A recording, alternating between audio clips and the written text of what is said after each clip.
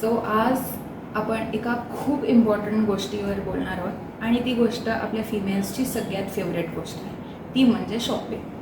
कपडे खरेदी करायचं म्हटलं का खूप सारं टेन्शन येतं की कुठे शॉपिंग करायची, काय करायचं, काय घालायचं आणि कुठल्या कलरचं आणि कुठला पॅटर्न आपल्यावर सूट करेल. सगळ्यात सुंदर आणि सगळ्यात पारंपरिक गोष्ट म्हटली ती असते साडी. अशी गोष्ट की ती बारीकवर पण सूट करते, जाडवर पण सूट करते. तुमची हाईट कमी असली तरी छान वाटते आणि उंच असली तरी सुंदर दिसते. तर अशा साडी जी आपली ट्रेडिशनल वेअर आहे महाराष्ट्राची, तर त्या साडीचा आजकाल नवीन मॉडर्न टाईप काळामध्ये खूप जास्त कमी प्रमाणात घातली जाते किंवा त्याचं प्रमाण कमी झालं आहे. पण जेव्हा आम्ही या गोष्टीवर सर्च करत होतो तेव्हा दापोलीमध्ये लावण्य कलेक्शन नावाचं शॉप आम्हाला मिळालं आणि जेव्हा त्यांच्याशी आम्ही बोलणं केलं की प्रणालीताई वालावलकर आणि त्यांची स्टोरी ऐकली तेव्हा असं वाटलं की हाच आपला कोकण स्पार्क आहे. तर आता आपण आपल्या कोकण स्पार्कला भेटणार आहोत. त्यांच्या तोंडून आपण भरपूरशी साडी रिलेटेड माहिती जाणून घेणार आहोत आणि थोडीशी शॉपिंगही करणार आहोत. तर हा व्हिडिओ तुम्ही बघायला विसरू नका, कारण हा व्हिडिओ तुमच्यासाठी नक्कीच फायदेशीर ठरू शकतो. नमस्कार ताई. नमस्कार. प्रणालीताई, तुमचं आणि तुमची स्टोरी आमच्या व्ह्युअर्सना खूप चांगली वाटेल ऐकायला तुमच्या तोंडून की कसं तुम्ही स्टार्ट केलं हा बिझनेस, म्हणजे हाऊसवाईफमधनं तुम्ही या क्षेत्राकडे कशा वळलात आणि साडी रिलेटेड तुमचं कनेक्शन आम्हाला ऐकायला मिळालं तर बरं होईल. ही स्टोरी चालू झाली खरी माझ्या जन्मापासूनच, कारण माझे वडील या व्यवसायात होते. मी लहान होते तेव्हापासून मी पप्पांबरोबर माझ्या खरेदीला वगैरे जायचे. मला तुमच्यावर यायचंय करत बेंगलोरला जायचे, सुरतला जायचे, कोयमतूरला जायचे. तर मग तिथे ते ज्या प्रकारानं खरेदी करायचे की असं ढीकचं ढीक ते व्यापारी असे त्यांच्यासमोर टाकायचे की हा हे पॅटर्न आहेत, हे पॅटर्न आहेत. मग ते तब्बल तासाभरामध्ये 10,000 साड्यांची खरेदी करायची.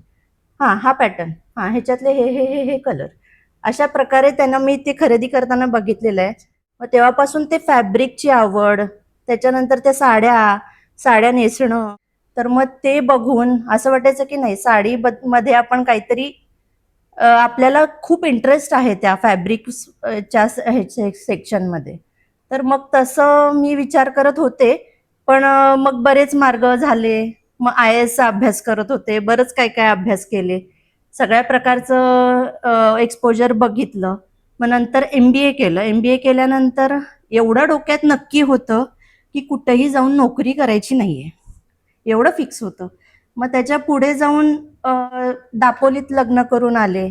नंतर लग्न करून आल्यानंतर सुद्धा माझे सासरे वगैरे सुद्धा म्हणत होते की तुला जर इंटरेस्ट असेल जॉब करण्यात तर तू करू शकतेस, नाहीतर आम्हाला सुद्धा बिझनेसमध्ये असिस्ट करू शकतेस. पण मला इतर बिझनेसमध्ये किंवा कुठे नोकरी करण्यात काही इंटरेस्ट नव्हता. मग म्हटलं नाही, आपल्या वडिलांचाच व्यवसाय आपण काहीतरी करून चालू करू आणि आपल्याला त्याच्यामध्येच इंटरेस्ट आहे तर त्याच्यामध्येच पुढे जाऊ, असा विचार करून मग ते सुरुवात केली. की पहिली जी सुरुवात केली ती 80 साड्या आणल्या मी टोटल. त्या 80 साड्या घेऊन इथं मातीचं एक घर होतं, तर तिथे मी ते माझा 1.5 वर्षाचा मुलगा घेऊन तिथे जायची. दुपारी 3 ते संध्याकाळी 7 वाजेपर्यंत टायमिंग ठेवली होती दुकानाची. की त्यावेळेत मग कस्टमर्स यायचे 3 ते 7 मध्ये, मग मी साड्या दाखवायचे.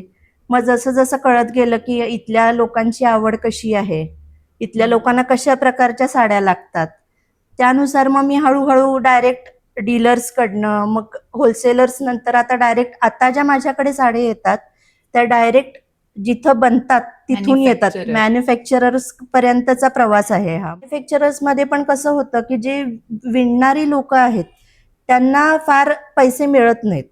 बरोबर. तर ती विणणारी लोक खूप कष्ट घेतात. एक साडी बनण्यासाठी, महेश्वरी एक साडी बनण्यासाठी 5 दिवस लागतात. तर मग पैठणीचं पण तसं आहे की प्युअर पैठणी बनण्यासाठी 3 महिने लागतात एक साडी बनायला. बापरे. तर मग ते एवढे कष्ट घेतात, त्यातला त्यांचा मोबदला त्यांना काहीच जास्त मिळत नाही.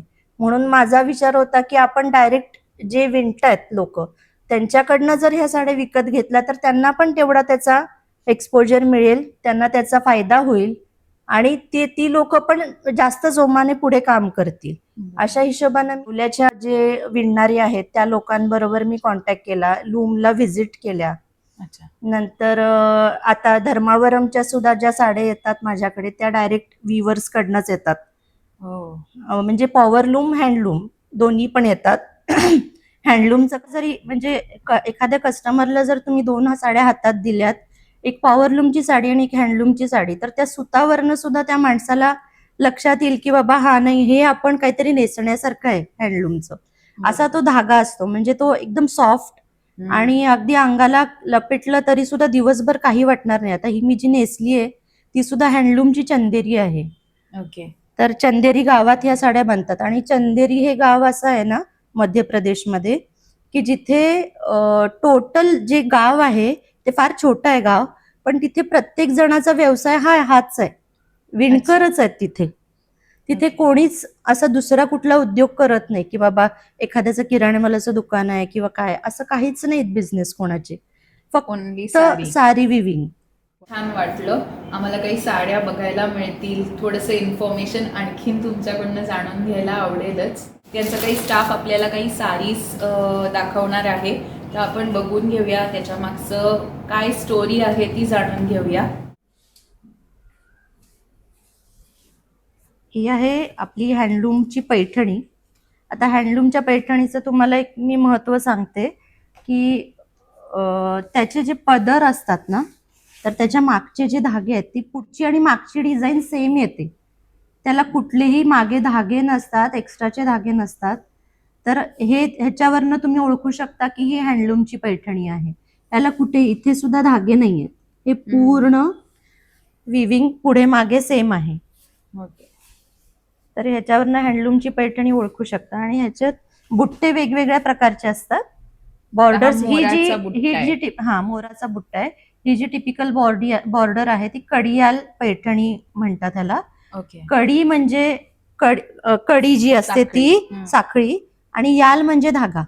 ओके. तर ते धाग्यानं विणलेली म्हणून हा. कडियाल कडियाल. ओके. असं त्याचा अर्थ आहे. मग ते ही अशी पैठणी वांगी कलर वांगी कलर मध्ये, बैंगनी कलर, ह्याला टिपिकल पैठणी कलर म्हणतात. पर्टिक्युलर म्हणजे पैठणी कलर हाच असतो. ओके. तर हा फेमस आहे कलर पैठणीमध्ये. त्याला खूप रेड सुंदर आहे. कॉम्बिनेशन आहे. आणि पदर बघितलात तर त्याच्यावरचा तो खूपच मोर सुंदर आहे. इथे इथे मागे आहे. हे असा छान. पदर आहे. ब्लाऊज त्याला कॉन्ट्रास्ट मध्ये येतो. रेड कलरचा ब्लाऊज येणार, त्याला बॉर्डर येणार. ही कडियाल पैठणी झाली. अजून एक मशरू मध्ये पीस दाखवते. बनारसी मशरू साडी आहे ही. मशरू सिल्क म्हणतात त्याला. हे जे आहे हे पूर्ण बनारसी विविंग आहे. ह्याच्यामध्ये मीनाकाम पण केलेलं आहे. मीनाकाम म्हणजे हे जे मध्ये मध्ये कलरफुल आहे त्याला मीनाकाम म्हणतात. तर हे मशरूची साडी आहे. हे शक्यतो ब्राइड्स वगैरे नेसतात लग्नामध्ये. आहे सिल्क. आता ज्या सेमी मध्ये सुद्धा मिळतात त्यात सुद्धा आपल्याकडे व्हरायटी मिळते. एव्हरी रेंज मध्ये आपल्याकडे व्हरायटी आहे. आता ही जी आहे ही साधारण 800 वगैरे अशी रेंज आहे. पण ह्याच्यामध्ये कमी रेंज मध्ये जर शालूच नेसायचा आहे पण मला कमीतला हवाय, तर तो पण ऑप्शन आपल्याकडे अवेलेबल आहे. ओके. हा पदर आहे त्याचा. भरीव पदर असा आहे. आणि हे पूर्ण जाल पॅटर्न म्हणतात त्याला. पूर्ण जाल असं विविंग असतं त्याला. कुठेच रिकामी नसते ही साडी, पूर्ण भरलेली असते. पूर्ण भरलेली. हे बनारसी पॅटर्न झाला. आपल्याकडे हँडलूमवर बनलेल्या महेश्वरी साड्या आहेत. महेश्वरी साड्यांमध्ये दापोलीमध्ये प्युअर हँडलूम महेश्वरी विकणाऱ्या आपलं पहिलंच दुकान आहे, लावण्य कलेक्शन. इतर कुठेही प्युअर हँडलूमच्या महेश्वरी मिळत नाही. तिथे सेमी वगैरे मिळू शकते. गोष्ट आहे की अशी साडी हवी असेल तर इथेच यावं लागेल. आणि ह्याच्यामध्ये दर आठवड्याला नवीन बुट्टे बनतात, नवीन पॅटर्न्स बनतात आणि ते पॅटर्न्स आपल्याकडे अवेलेबल होतात लगेच. ओके. हा कलर पण खूप सुंदर आहे. ह्याला लोटस आणि ऑरेंज लीफचा बुट्टा आहे पदरावर आणि हा फ्लॉवर बुट्टा आहे. फ्लॉवर बुट्टा आणि लीफ बुट्टा. आणि ही चटई बॉर्डर आहे. आणि हे जे लहरी आहेत त्या नर्मदाच्या लहरी, नर्मदा नदीच्या इथल्या हा पॅटर्न आहे ना, म्हणून नर्मदेच्या लहरी आहेत त्याच्यावर. जर हा पॅटर्न बघितलं तर इथे चटई आणि इकडे नर्मदाच्या लहरी. हे खूप युनिक. शक्यतो ह्याच्यावरचे जे मोटिव्स असतात ते आपल्या अहिल्यादेवी होळकर त्यांनी हा पॅटर्न खरं तर सुरुवात केली. अच्छा. म्हणजे त्या जेव्हा राणी होत्या तेव्हा त्यांनी विणकरांना काहीतरी काम मिळावं, तिथल्या लोकांना काहीतरी रोजगार मिळावा म्हणून महेश्वरी साड्यांची सुरुवात केली. आणि जे जे लोक त्यांच्याकडे गेस्ट म्हणून यायचे त्यांना ते चांगल्या चांगल्या साड्या विणून द्यायचे, महेश्वरी साड्या. तर तेव्हापासून हा बिझनेस तिथे चालू झाला. आणि त्याच्यावरचे जे मोटिव्स असतात ते तिकडच्या किल्ल्यांवरचे किंवा तिकडच्या नदीचे, नर्मदाच्या नदीचे असे मोटिव्स असतात शक्यतो. ओके. नंतर आपल्याकडे हे सोडून, ट्रेडिशनल सोडून आपल्याकडे क्रेप सिल्क वगैरे अशा साड्या सुद्धा अवेलेबल आहेत, ज्या फॅन्सी मध्ये जातात पण सायडर वगैरे नेसू शकतात. म्हणजे लग्नात नवरीची बहीण आहे किंवा इतर आईला नेसायची आहे, पण फार महाग नकोय, अगदी लाईट वेट मध्ये इझी कॅरी करण्यासारखी आहे, तर असे पण पॅटर्न्स आपल्याकडे अवेलेबल आहेत, जे इझी टू ड्रेप आहेत. म्हणजे निर्या करताना फार कष्ट नाही पडणार ह्याला. ही पण फार सुंदर आहे. Lemon colour with Rama tortoise Rama colour म्हणतात त्याला. हा, खूप सुंदर असं आहे. सॉफ्ट फॅब्रिक मध्ये एकदम ज्याला ट्रेडिशनल नकोय पण सारी तरी वेअर करायची असेल तर या टाईपचे पॅटर्न्स घेऊ शकतो. म्हणजे मॉडर्न विथ ट्रेडिशनल असं कॉम्बो. त्याला डिझायनर पॅटर्न पण म्हणू शकतो आपण.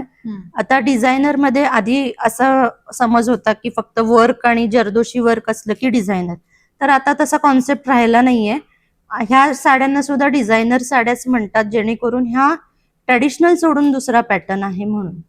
तर आपल्याकडे आता उन्हाळा प्रचंड आहे दापोलीमध्ये, सगळीकडेच आहे पण दापोलीमध्ये गरमा भरपूर होतो, तर त्या हिशोबाने आमच्याकडे समर कलेक्शन खूप प्रमाणात अवेलेबल आहे. हे मल कॉटनची साडी आहे. मल कॉटनवर हे ब्लॉक्स आहेत पूर्ण आणि गोल्डन बॉर्डर आहे.